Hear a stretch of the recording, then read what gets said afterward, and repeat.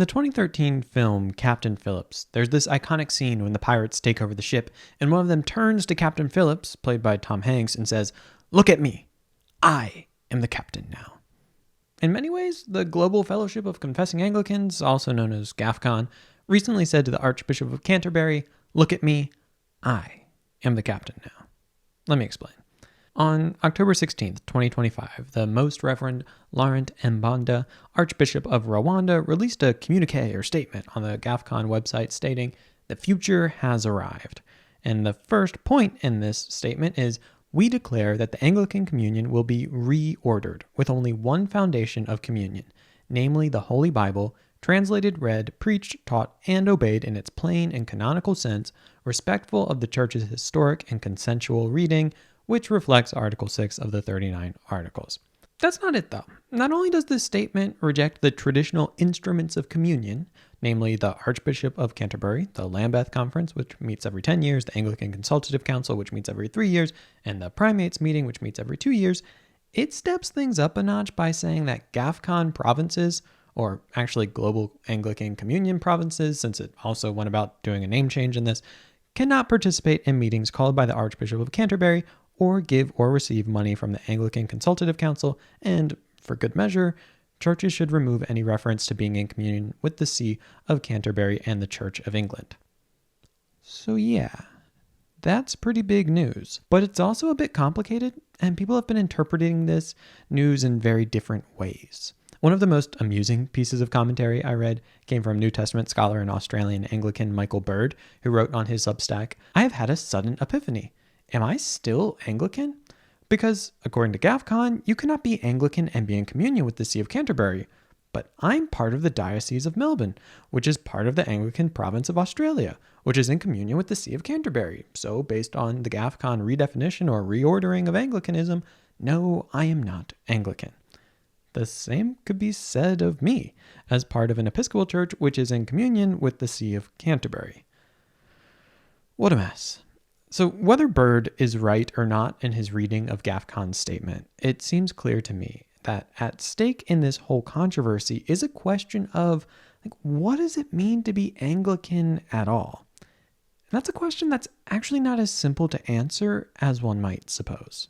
Hey, really quick, if you enjoy videos like this, consider supporting the channel. You can do that in a couple ways. One, like this video, subscribe to the channel. That helps more people see it. The biggest thing you can do is become a monthly donor to the channel by going to patreon.com/gospelsimplicity, though. It's because of my patrons that I can take the time to make these videos. So for all of you that support the channel, thank you so much. All right, let's rewind a bit. Back in the 16th century, with Protestant reforms picking up speed on the European continent, Henry VIII decided to assert national autonomy and independence of the British Church. The Church of England would retain a largely Catholic liturgy, but go on to pair it with a broadly reformed theology, both of which would eventually be crystallized in the Book of Common Prayer. Now, this was not a clean or straightforward process. It was bloody, often driven by less than saintly motivations, and it took a bit for the Anglican Church to develop an agreed-upon identity. But that's a story for another day. Fast forward a bit, and a mixture of colonialism and missionary endeavors would lead the Anglican Church to spreading itself around the world.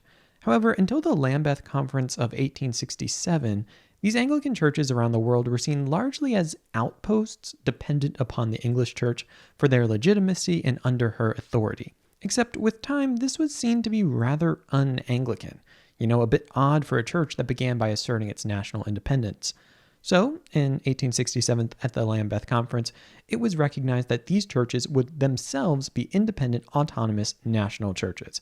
Yet, they would maintain collegial relations with one another, and the Archbishop of Canterbury would be something of a first among equals. However, and this is really important, the Archbishop of Canterbury had no jurisdiction over these churches. They were free to govern themselves. So already at this point, there's a question of what it means to be Anglican.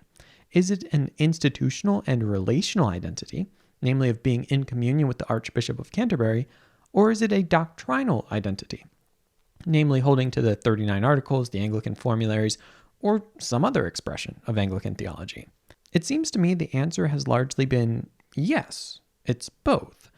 One of the things about the 39 Articles specifically is that they're rather broad.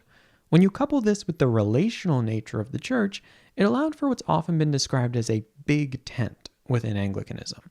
Essentially, that means that the Anglican Communion could hold within it member churches with pretty diverse theological beliefs, as long as they agreed to stay in communion with one another and held to the 39 Articles, at least in some sense. Over time, however, some churches began to feel that other churches in the Anglican Communion were not still holding to the Anglican faith. This came to a head in 2008 over the issue of same-sex marriage and related ideas. Back at the Lambeth Conference of 1998, there was a resolution passed on human sexuality that stated marriage was between a man and a woman. That seemed like a victory for the conservatives, but it also said that the primates and the ACC would establish a means of monitoring the work done on the subject of human sexuality. For some, that meant the issue wasn't quite closed. Well, between 1998 and 2008, many Anglican churches in the West began adopting practices, if not formalizing doctrines, that some saw as contradicting the agreements of 1998.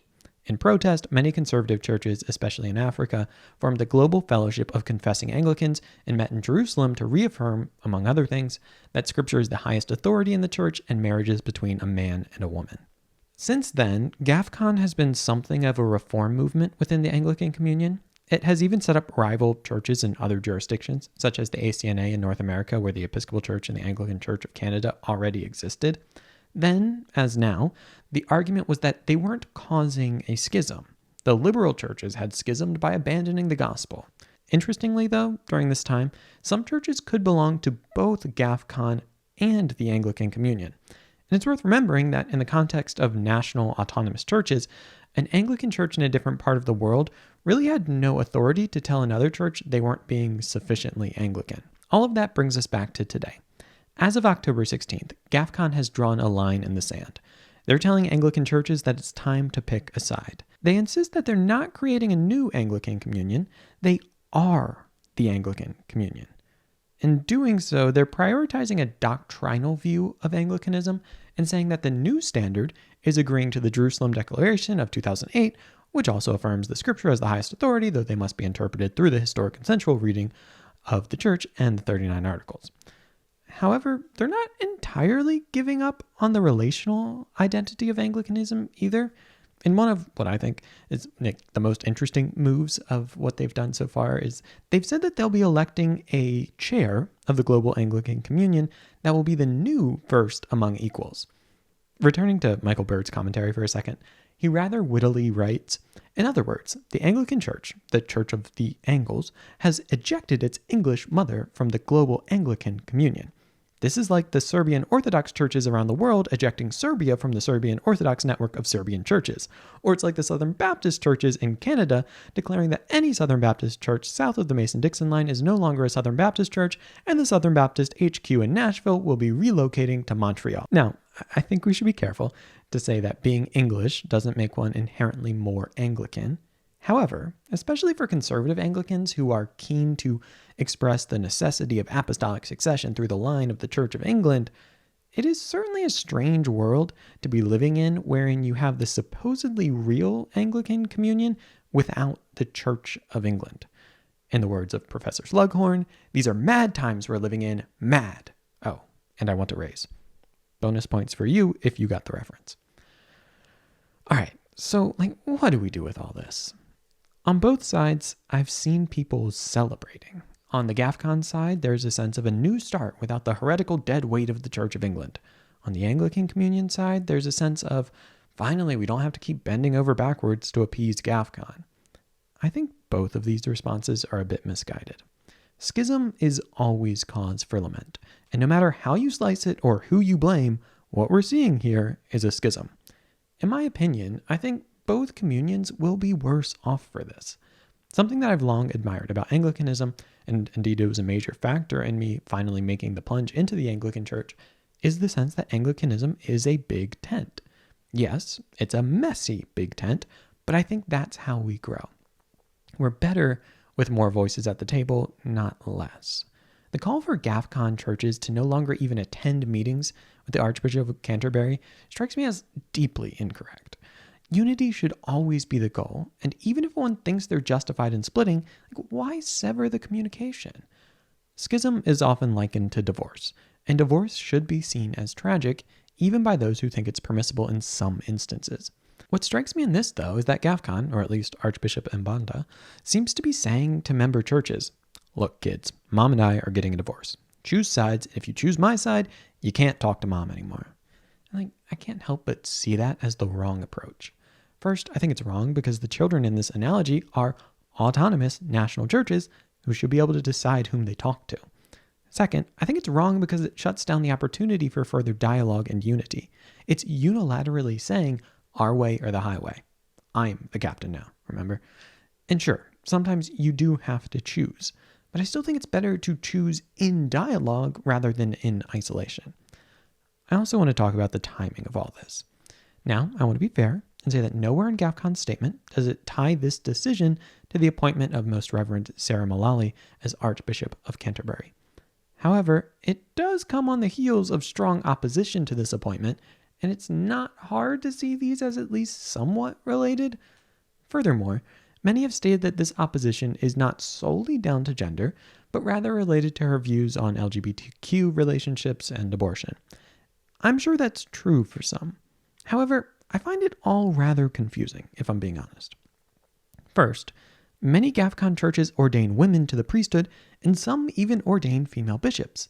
How that is going to continue without further schism within GAFCON is honestly rather unclear to me.